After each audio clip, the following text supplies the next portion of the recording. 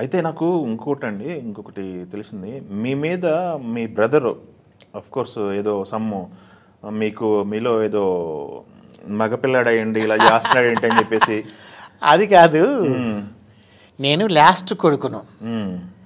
నన్ను చాలా ప్రేమిస్తూ వచ్చేది మా అమ్మ. ఎంత ప్రేమిస్తూ వచ్చేదంటే ఒక 16 సంవత్సరాల వరకు బాగానే ఉన్నా.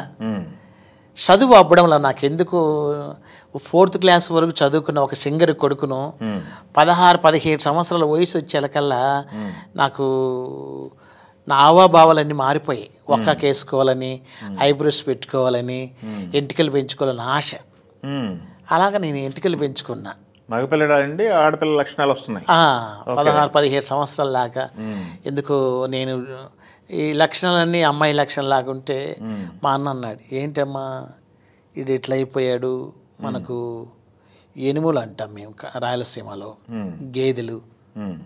అమ్మ పాలు తాగుతాడు కదా, పాలలో విషమేస్తే చనిపోతాడు, మనకు అవమానకరంగా అంటే మా అమ్మ ఒప్పుకోలేదు మా అమ్మ. ఓకే, అంటే అదే మీరు మగపిల్లడండి ఆడపిల్ల వేషాలు వేస్తుంటే ఇంక ఎంటికలు బాగా పొడవుగా పెంచుకొని కంప్లీట్గా నేను ఆడపిల్లలాగా బిహేవ్ చేస్తున్నారు. బొంబాయికి వెళ్ళిపోయా. మా కమిటీ వాళ్ళు ఉంటారు కదా, బొంబాయికి ఇంకా మారిపోదామని అక్కడ వెళ్ళిపోయా. ఓకే, మా అమ్మగారికి ఇష్టం లేదు. వచ్చింది, నాన్న నువ్వు ఎలాగన్నా ఉండరా, చీర కట్టుకో, ఏమన్నా చేసుకో, నేను చనిపోయేంత వరకు. అంటే ఇప్పుడు బహుశా సమాజంలో ఇజ్రాయలన్నా కొర్జలన్నా చిన్న చూపు ఎక్కువ. ఇండ్లు ఎవరు అద్దెకి ఇవ్వాలంటే మహా కష్టం. వాళ్ళని చూస్తే ఒక తేడా, ఇటు ఇటు ఆడగా ఇటు మోగ తేడాగా సమాజం చిన్న చూపు చూస్తాడు. ఒక పెద్ద సింగర్ కొడుకు నేను, మా అమ్మగారికి ఇష్టం ఉండదు, నేనే సాగుతాను చెప్పి మా అమ్మగారు. అప్పుడు శివశంకర్ మాస్టర్ దగ్గర నేను డ్యాన్స్ నేర్చుకున్నా.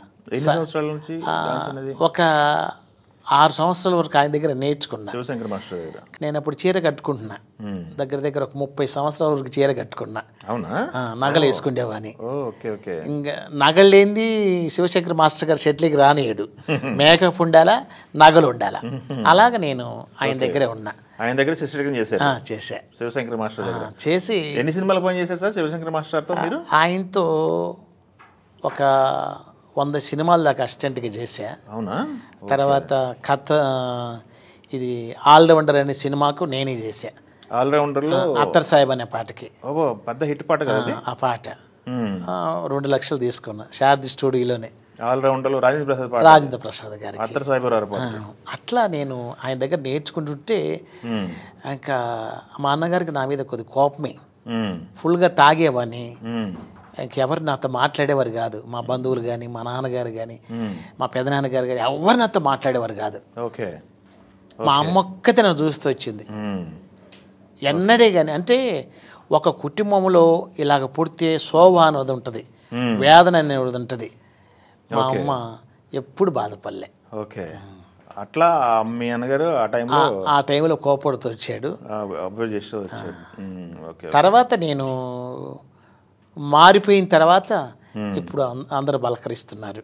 అందరు దగ్గర తీశారు, కుటుంబం మొత్తం దగ్గర తీశారు. దీనికి అన్నిటి కారణం మా అమ్మ సినిమాలో పాటలు అవ్వడం మానేసిన తర్వాత 74 ఆ ప్రాంతంలో అప్పారావు మ్యూజిక్ డైరెక్టర్ చక్రవర్తి గారు వచ్చారు. ఘంటసాల భార్య గారిని అడిగితే, అమ్మ స్వరల దగ్గర ఎక్కడున్నారు అంటే, ఆమె ఇప్పుడు పాడడం లేదండి, ఆమె క్రిస్టియన్గా మారింది కదా, పాడనన్నది. అప్పారావు గారు వచ్చారు. నేను పాడనండి, నేను క్రిస్టియన్ సాంగ్స్ పాడుతున్నా అని అన్నది. నేను బాగా తాగేవాడిని, చీర కట్టుకుంటూ వచ్చేవాడిని. అట్లా కొన్ని సంవత్సరాలు ఉన్న తర్వాత మా అమ్మ ప్రార్థన చేయంగా ఆ జీవితం అంతా మార్చబడుతూ వచ్చింది. అప్పుడు చీరలు కట్టడం మానేసా. మళ్ళీ లైఫ్ ఇంకా టర్న్ అయింది, ఆనందకరంగా ఉన్నా. తర్వాత నేను చాలా సినిమాలు చేస్తూ వచ్చా. శివశంకర్ మాస్టర్ దగ్గర నుంచి ఇట్లా మహానుభావుడు. అలాంటి డాన్స్ మాస్టర్ ఇంకా రారు. క్యాసకిలి చేయరన్నా శివశంకర్ మాస్టర్ గారు, మాడ వెంకటేశ్వరరావు గారు, మహానుభావుడు. మేమిద్దరం ముగ్గురు ఉండేవాళ్ళు ఒకేలాగా. నన్ను అనేవాడు. ఒకసారి నేను ఫంక్షన్కి తీసుకెళ్ళా మాడ వెంకటేశ్వరరావు గారిని, తీసుకెళ్తే రేయ్ నాగేశ్వరరావు గారి తర్వాత రామారావు గారి తర్వాత నా బెడ్రూమ్లో ధైర్యంగా పనుకున్నాడువి నువ్వు ఒక్కడివిరా అన్నాడు. ఏ మామయ్య అన్నా. అవునరా మహానుభావుడు సరళతక్క. ఎన్టీ రామారావు గారితో నాగేశ్వరరావు గారితో నేనంత బెడ్రూమ్లో పనుకునేవారి, వాళ్ళిద్దరి తర్వాత నా బెడ్రూమ్లో నువ్వు ఒక్కడివిరా పనుకుంటున్నావు అన్నాడు. ఎందుకు దగ్గర రానిచ్చేవాళ్ళు కదా ఆయన్ని ఎవరు?